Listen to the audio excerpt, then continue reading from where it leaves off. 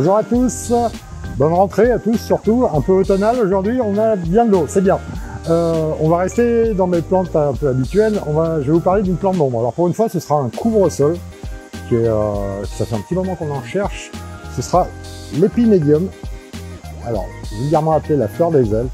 Je vous laisse deviner pourquoi, regardez cette délicatesse. Alors là on arrive plutôt sur la fin de floraison, mais c'est d'une légèreté vraiment très sympa.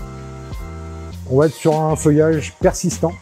Pour une plante d'ombre, c'est assez rare, surtout en couvre-sol, qui va monter une trentaine de centimètres, ça monte pas très haut. Ça prend du volume en largeur.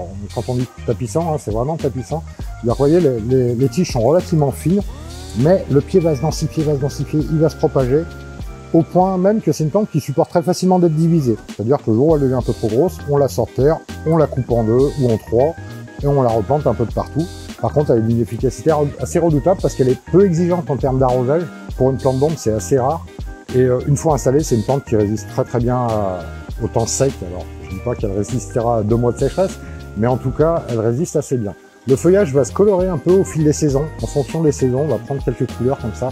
C'est une plante assez légère, assez aérienne, hein, mais qui a quand même pas mal d'avantages, voilà, aussi bien au niveau du feuillage que de la floraison qui va intervenir plutôt sur la deuxième partie de l'été.